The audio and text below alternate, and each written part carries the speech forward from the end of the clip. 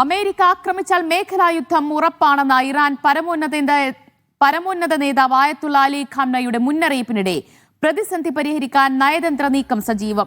ഇറാനും അമേരിക്കയും തമ്മിൽ ആണവ കരാർ സംബന്ധിച്ച സുപ്രധാന ചർച്ച വെള്ളിയാഴ്ച തുർക്കിയിലെ ഇസ്താംബുളിൽ നടക്കുമെന്നാണ് റിപ്പോർട്ട്. അമേരിക്കയുമായുള്ള ചർച്ചയ്ക്ക് ഇറാൻ പ്രസിഡന്റ് അനുമതി നൽകി. US പശ്ചിമേഷ്യൻ ദൂതൻ സ്റ്റീവ് വിറ്റ്കോഫ്, ഇറാൻ വിദേശകാര്യമന്ത്രി അബ്ബാസ് അറാഖ്ചി എന്നിവരാകും ചർച്ച നടത്തുക. സ്റ്റീവ് വിറ്റ്കോഫ് നാളെ ഇസ്രായേലിലെത്തി നേതാക്കളുമായി ചർച്ച നടത്തും. ചർച്ചയുടെ സാഹചര്യത്തിൽ സൈനിക ഭീഷണികളും നടപടികളും ഇരുപക്ഷവും നിർത്തിവെക്കും. ഇറാനുമായി കരാറിലെത്താൻ കഴിയുമെന്നാണ് പ്രതീക്ഷയെന്ന് US പ്രസിഡന്റ് ഡൊണാൾഡ് ട്രംപ് പറഞ്ഞു. എന്നാൽ രാജ്യ താൽപര്യങ്ങൾക്ക് വിരുദ്ധമായ ഒരു കരാറിലും ഒപ്പുവയ്ക്കില്ലെന്ന് ഇറാൻ നേതൃത്വം വ്യക്തമാക്കി.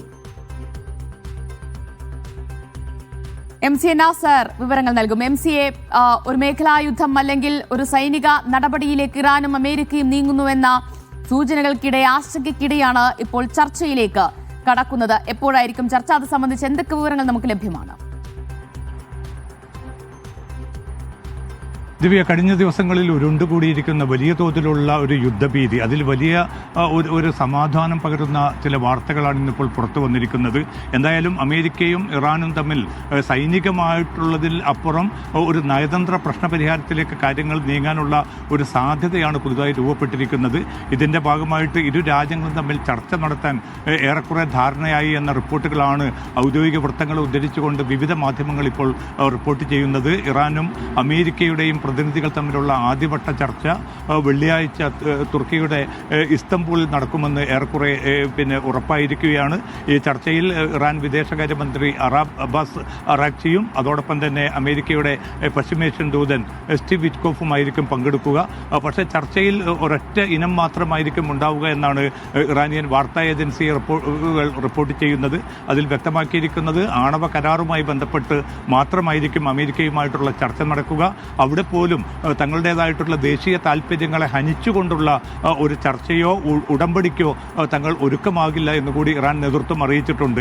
എന്തായാലും ഈ ചർച്ചയ്ക്ക് ഇറാൻ സന്നദ്ധമായത് നല്ലൊരു നീക്കമാണ്. എന്തായാലും ചർച്ചയുടെ ഫലം എന്ത് എന്ന് നമ്മൾ കാത്തിരിക്കുകയാണ്. അതിനുശേഷം മാത്രമായിരിക്കും തുടർ നടപടികളെന്നുകൂടി ട്രംപ് ഭരണകൂടം വ്യക്തമാക്കിയിട്ടുണ്ട്. ഔദ്യോഗികമായിട്ട് ഈ ചർച്ചയുടെ തീയതിയോ അല്ലെങ്കിൽ മറ്റ് വിശദാംശങ്ങളോ അമേരിക്കൻ നേതൃത്വം ഔദ്യോഗികമായിട്ട് സ്ഥിരീകരിച്ചിട്ടില്ല. പക്ഷേ ലഭ്യമാവുന്ന റിപ്പോർട്ടുകൾ പ്രകാരം മധ്യസ്ഥ രാജ്യം എന്നതിലേക്ക് തുർക്കിയുടെ ഇസ്തംബൂളിൽ തന്നെ ആയിരിക്കും വെള്ളിയാഴ്ച ചർച്ച നടക്കാൻ പോകുന്നത്. പക്ഷേ ഈ ബാലിസ്റ്റിക് മിസൈൽ ഉൾപ്പെടെയുള്ള പദ്ധതികൾ അതുകൂടി ചർച്ചയുടെ ഭാഗമാക്കണമെന്ന് ഇസ്രായേൽ അമേരിക്കയെ നിർബന്ധിക്കുന്നുണ്ട്. പക്ഷേ അത്തരം കാര്യങ്ങളിലേക്ക് ഒരിക്കലും ഈ ചർച്ച പോകാൻ തങ്ങൾക്ക് താല്പര്യമില്ല എന്ന് തന്നെയാണ് ഇറാൻ നേതൃത്വം വ്യക്തമാക്കിയിരിക്കുന്നത്. കാരണം നയതന്ത്ര പ്രശ്നപരിഹാരം ഉണ്ടെങ്കിൽ അതിൻ്റെ സാധ്യതകൾ തങ്ങളും പ്രയോജനപ്പെടുത്തും. പക്ഷേ ഏതെങ്കിലും അർത്ഥത്തിൽ വലിയ യുദ്ധക്കപ്പലുകളും മറ്റും മുൻനിർത്തിക്കൊണ്ട് ഇറാനെ ആക്രമിച്ച് കീഴ്പ്പെടുത്തി കളയാം എന്നാണ് ശത്രു കരുതുന്നതെങ്കിൽ അവർക്ക് തെറ്റിപ്പോയിരിക്കുന്നു. അതിശക്തമായി തന്നെ തങ്ങളുടെ സൈനിക ശക്തിയിലൂടെ തന്നെ കരാറിലേക്ക് അല്ലെങ്കിൽ അത് സംബന്ധിച്ച സുപ്രധാന ചർച്ചയിലേക്കാണല്ലോ കടക്കുന്നത്. അപ്പോൾ അതിൽ എന്തിലൂന്നിയായിരിക്കും ചർച്ച നടത്തുക? ഇതിൽ അമേരിക്ക മുന്നോട്ട് വയ്ക്കുന്ന വ്യവസ്ഥകൾ, നിർദ്ദേശങ്ങളൊക്കെ എന്തായിരിക്കും? ഇതിൽ 2015 വൻശക്തി രാജ്യങ്ങളായിട്ടുള്ള അമേരിക്കയും ബ്രിട്ടൻ, ഫ്രാൻസ് ഉൾപ്പെടെയുള്ള രാജ്യങ്ങളുമായൊക്കെ ഇറാൻ കരാറിലെത്തിയതാണ്. ഏറ്റവും സുപ്രധാനമായിട്ടുള്ള ഒരു കരാറായിരുന്നു അത്. 2018 ട്രംപ് ഭരണകൂടം ഏകപക്ഷീയമായി ആ കരാറിൽ നിന്ന് പിൻവാങ്ങുന്നത്. അതോടുകൂടിയാണ് ഇറാനും അമേരിക്കയും തമ്മിലുള്ള വലിയൊരു സംഘർഷ സാധ്യത വീണ്ടും ഉടലെടുത്തത്.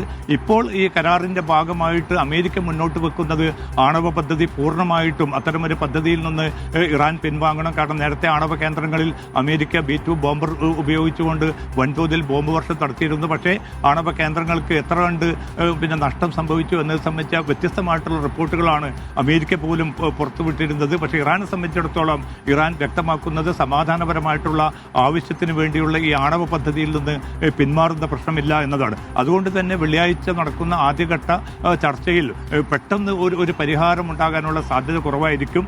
പക്ഷേ വൻതോതിലുള്ള ആയുധ സന്നാഹങ്ങളും സൈനിക മുന്നൊരുക്കങ്ങളും നീക്കങ്ങളും ഒക്കെ അമേരിക്ക മേഖലയിൽ നടത്തിയിട്ടുണ്ട്. പക്ഷേ ഒരു യുദ്ധത്തിലേക്ക് നീങ്ങുകയാണെങ്കിൽ മേഖലാ യുദ്ധത്തിലേക്കായിരിക്കും അത് പോകുന്നത്.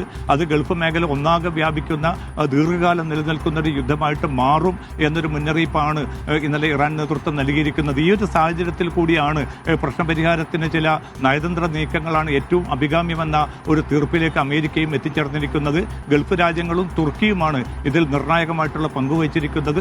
അതുമാത്രമല്ല, ഇത്തരമൊരു ആക്രമണം ഉണ്ടാവുകയാണെങ്കിൽ ശക്തമായിട്ടുള്ള ചില തീരുമാനങ്ങൾ തങ്ങൾ കൈക്കൊള്ളുമെന്ന് റഷ്യയും ചൈനയും മുന്നറിയിപ്പ് നൽകിയതും ഒരുപക്ഷെ ഈ ചർച്ചയുടെ സാധ്യതകൾ പ്രയോജനപ്പെടുത്താൻ അമേരിക്കൻ നേതൃത്വത്തെ പ്രേരിപ്പിച്ചിട്ടുണ്ട്. പക്ഷെ അതേസമയം ഇസ്രായേൽ വളരെ ശക്തമായിട്ടുള്ള നിലപാടിൽ തന്നെയാണ്. കാരണം ആണവ പദ്ധതികൾ ഉപേക്ഷിക്കണം ഇറാൻ, അതോടൊപ്പം തന്നെ ബാലിസ്റ്റിക് മിസൈൽ പദ്ധതികളിൽ നിന്ന് പരമാവധി കുറവ് വരുത്തണം എന്ന നിർദ്ദേശമാണ് ഇസ്രായേൽ നേതൃത്വം മുന്നോട്ട് വെക്കുന്നത്. ഇപ്പോൾ നാളെ സ്റ്റീവ് വിറ്റ്കോഫ് അമേരിക്കയുടെ പശ്ചിമേഷ്യൻ ദൂതനാണ്. അദ്ദേഹം ഇസ്രായേലിൽ എത്തുന്നുണ്ട്. ഇസ്രായേൽ നേതാക്കളുമായി അദ്ദേഹം ചർച്ച നടത്തിയിട്ടായിരിക്കും വെള്ളിയാഴ്ച ഇറാൻ വിദേശകാര്യമന്ത്രിയുമായിട്ടുള്ള ചർച്ചയ്ക്ക് തയ്യാറാവുന്നത്.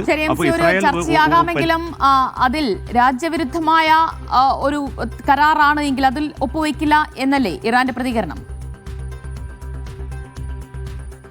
തീർച്ചയായിട്ടും ദിവ്യ, വളരെ ശക്തമായിട്ടുള്ള നിലപാടാണ് ഇന്നിപ്പോൾ ദേശീയ സുരക്ഷാ സമിതിയുടെ മേധാവി അലി ലാരിജാനി ഉൾപ്പെടെയുള്ളവർ വ്യക്തമാക്കിയിരിക്കുന്നത്. ഇറാൻ കൈക്കൊണ്ടിരിക്കുന്ന പ്രഖ്യാപിതമായിട്ടുള്ള നിലപാടുകളുണ്ട്. അതിലേറ്റവും പ്രധാനമെന്നത് സമാധാനമായിട്ടുള്ള ഒരു ആവശ്യത്തിന് വേണ്ടി ആണവ പദ്ധതിയുമായി മുന്നോട്ട് പോകും.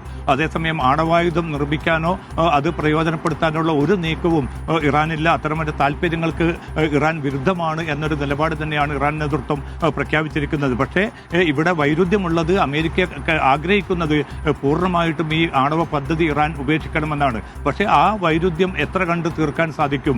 ഈ ചർച്ചയിലൂടെ എത്ര കണ്ട് ഇളവുകൾ നൽകാൻ ഇറാന് സാധിക്കുമെന്ന ചോദ്യം സ്വാഭാവികമായിട്ടും ഉയരും. അത്തരം ഒരു ഘട്ടത്തിൽ എന്തായിരിക്കും അമേരിക്കയുടെ അടുത്ത നീക്കം എന്നത് ഏറ്റവും പ്രധാനമായിരിക്കും. എന്തായാലും വെള്ളിയാഴ്ച നടക്കാൻ പോകുന്നതായിട്ട് വാർത്താമാധ്യമങ്ങൾ റിപ്പോർട്ട് ചെയ്യുന്ന ഇറാൻ അമേരിക്ക ചർച്ച എന്നത് ഒരുപക്ഷെ ഈ സംഘർഷം ലഘൂകരിക്കുന്നതിൽ വലിയ പങ്കു തന്നെ വഹിക്കും. പക്ഷേ ഞാൻ നേരത്തെ സൂചിപ്പിച്ചതുപോലെ ഇസ്രായേലിന്റെ പരിധി വിട്ട സമ്മർദ്ദം, അതോടൊപ്പം തന്നെ മേഖലയിലെ രാജ്യങ്ങൾ നടത്തുന്ന നയതന്ത്ര നീക്കങ്ങൾ, ഇതിന്റെയൊക്കെ ഫലത്തെക്കൂടി ആശ്രയിച്ച് നിൽക്കും വെള്ളിയാഴ്ച നടക്കാൻ പോകുന്ന ചർച്ചയുടെ ഫലം. ശരി, എന്തായാലും ആശങ്കകൾക്കിടെ പരസ്പരമുള്ള സൈനിക ഭീഷണിക്കിടെ ഇപ്പോൾ ഒരു ചർച്ചയിലേക്ക്, ആണവ കരാർ ചർച്ചയിലേക്ക് അമേരിക്കയും അതുപോലെ തന്നെ ഇറാനും നീങ്ങുകയാണ്. തുർക്കിയിലെ ഇസ്താംബുളിൽ വെള്ളിയാഴ്ചയായിരിക്കും ആണവ കരാർ സംബന്ധിച്ച ചർച്ച നടക്കുക എന്നാണ്.